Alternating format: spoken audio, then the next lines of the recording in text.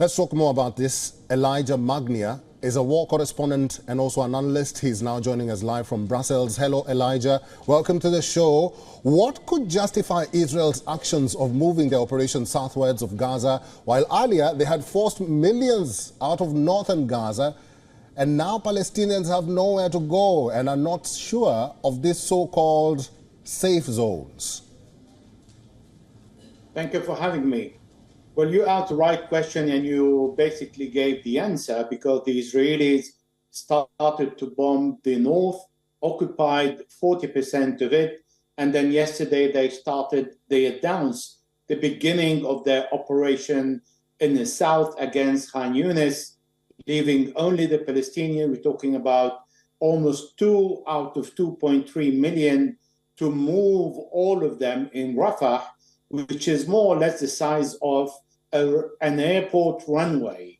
How can you squeeze 2 million people in that area that, first of all, without water, electricity, no internet connection, no food supply, no medical assistance, because the hospitals have been damaged and non-operational, and put everybody there without homes in the winter that is started in that part of the world, and then ask them to remain there because that is safe, but above all, bombing also the vicinity of Rafah area.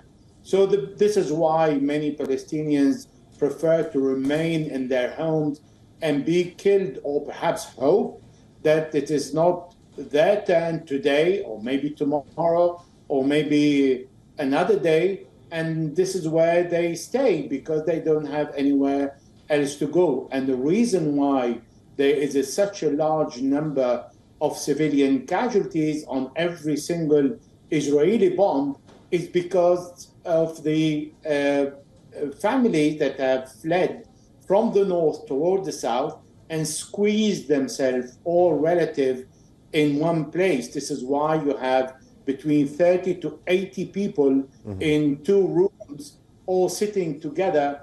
And if they have bad luck, then the bomb will reach them and they will all die. Elijah, leaders including the Pope say that a truce is counterproductive and what is needed now is a full ceasefire. Will that be possible, especially now that there is blame game between Israel and Hamas on who actually broke their promises?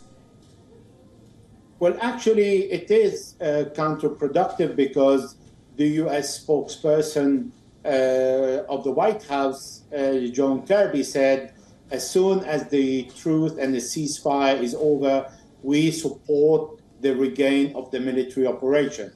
So either a full ceasefire and then the cessation of all hostilities, and that will allow the exchange of prisoners and captives, or nothing at all, and then the fight is resumed. This is what's happening.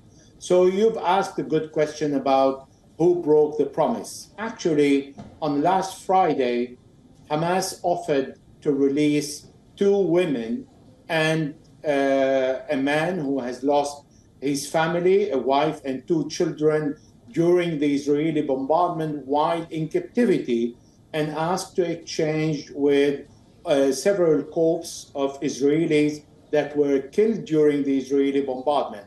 Israel refused and presented a list of 20 women, saying, we want to release all the women, to discover, to the surprise of Hamas, that 18 of these 20 women were all soldiers arrested with their guns and with their uniform.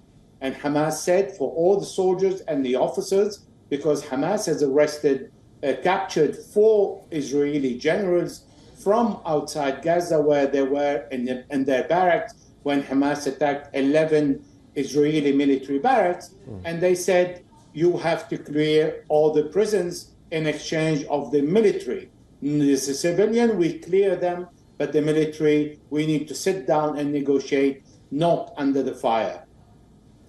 All right, I've been talking to Elijah Magnia. He's a war correspondent and also an analyst. Elijah, we're out of time. Thank you very much for talking to us today.